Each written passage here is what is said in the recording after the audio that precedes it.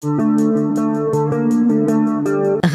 Aléo et les élèves de terminale Bac Pro SAPAT de la MFR de Pont-de-Vel s'engagent pour lutter contre les discriminations.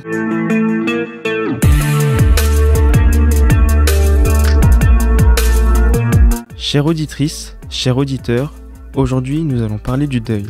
En France, 42% des personnes sont endeuillées des suites de la perte d'un proche.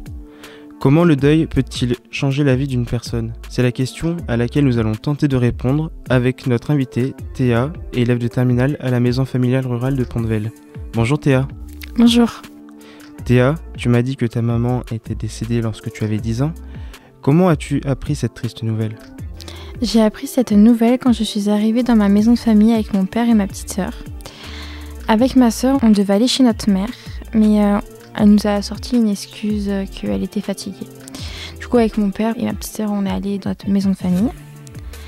Pendant le trajet, je ressentais comme un pressentiment, comme si je savais qu'elle était déjà plus là, ou je ne saurais pas comment l'expliquer. Et quand on est arrivé dans ma maison de famille à Monceau, dès l'arrivée, mon père nous a pris avec ma petite sœur et moi, et il nous a annoncé que notre mère était décédée plus tôt dans la matinée. 2 mois après ce drame, c'était au tour de ma grand-mère qui est décédée en fin d'année. Donc ça est resté très compliqué. On sait que tu es passée par toutes les étapes. Quelle a été ta première réaction ? Ma première réaction a été de la colère. Je n'ai pas compris pourquoi elle a fait cette action. À ce moment-là, je ne savais pas ce qui se passait dans sa vie, sa dépression, etc. Je lui en voulais beaucoup. Ensuite, j'ai eu le déni. J'étais dans l'incompréhension. Ensuite, la tristesse, beaucoup de larmes et ensuite la reconstitution avec l'acceptation au bout de 5 ans. Et j'ai fait beaucoup de travail sur moi-même. Tu as fait quel travail sur toi-même ? J'ai appris déjà à vivre avec, à continuer malgré l'accident qui est arrivé. Et j'ai repris un peu plus confiance en moi. Et j'ai essayé d'avancer un peu plus dans la vie, même si ma mère n'était plus là. Et donc dans l'avenir. Tu m'as dit que tu as mis 2-3 ans à comprendre pourquoi ta maman est partie. Comment as-tu pris conscience de cela ? Donc oui, au bout de 3 ans de décès de ma mère, j'ai compris beaucoup de choses sur ses problèmes, sa maladie et ses tentatives qu'elle faisait quand j'étais petite. Elle en a fait plusieurs.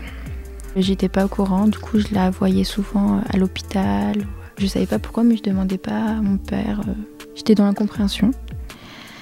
Et avec beaucoup de recul, j'ai pris de conscience de certaines choses concernant sa maladie et comment elle réagissait. Donc, du coup, les problèmes, je les comprenais pas quand j'étais petite. C'est en grandissant que j'ai appris de nouvelles choses. Et j'en apprends encore. Avais-tu conscience de la maladie de ta maman ? Quand j'étais petite, non.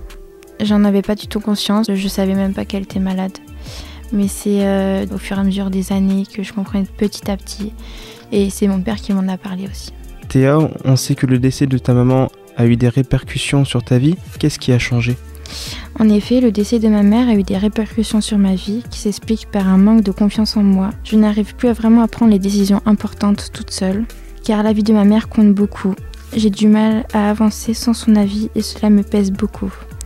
Mon avenir me pèse, me stresse énormément. Et me penser sans ma mère à des moments importants comme le mariage ou quand j'aurai des enfants m'attriste et c'est avec ça que j'ai du mal à avancer aussi. Tu m'as dit qu'à cette époque, tu étais en classe de CM2. Comment as-tu vécu ton retour à l'école ? Mon retour à l'école, je l'ai vécu un peu compliqué. Lorsque je suis arrivée, beaucoup de mes camarades m'ont posé des questions sur le pourquoi du comment. Et moi, très timide et gentille, je le disais à chaque personne qui me demandait pour pas paraître méchante. Et à la fin de la journée, j'avais vraiment le cœur lourd, mais j'ai rien dit à mon père pour pas lui montrer que j'étais mal. Je voulais juste le cacher. Et j'en ai pas parlé à ma petite sœur non plus. Parce qu'on était grâce à cause de cet accident, avec ma petite sœur, on est devenus de plus en plus proches. Et ça nous a vraiment soudés, et surtout avec les problèmes que j'ai eus pendant mon enfance. Quelle a été la réaction de tes camarades à cette époque ? J'avais pas vraiment d'amis, mais j'en avais quelques-unes et je leur en parlais pas vraiment parce que j'avais pas envie de paraître comme la fille qui a plus de mère. Et du coup, oui, j'ai resté très discrète sur ça. Au fur et à mesure des années, j'ai réussi à en parler plus à mes copines et à plus me délivrer.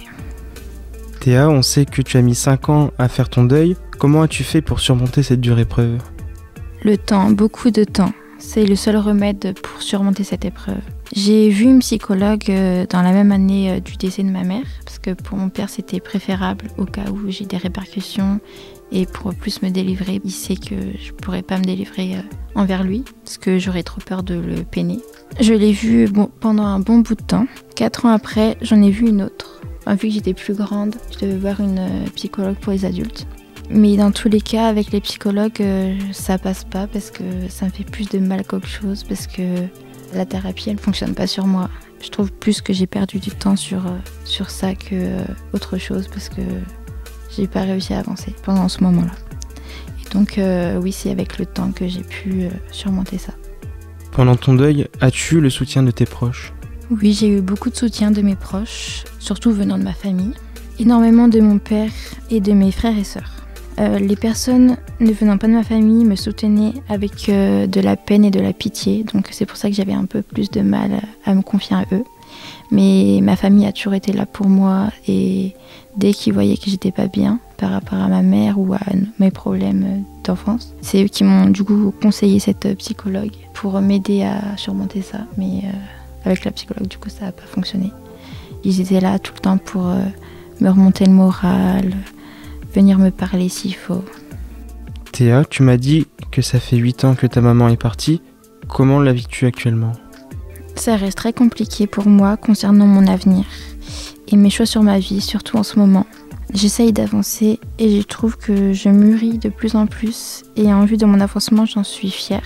En ce moment, ça reste quand même compliqué parce que j'ai pas l'avis de ma mère sur mon avenir et je sais pas ce qu'elle aurait aimé que je fasse. Et c'est par période où il y a des moments où je suis pas bien, vraiment pas bien, et que j'ai vraiment besoin de ma mère. Et des périodes où ça va un peu mieux. Je suis quand même assez fière de mon avancement comparé à il y a 8 ans. Merci Théa d'avoir répondu à nos questions sur notre thématique « Comment le deuil peut-il changer la vie d'une personne ?» Si nos auditrices et nos auditeurs souhaitent en savoir plus, nous les invitons à consulter le site internet www.passeportsanté.net. Merci.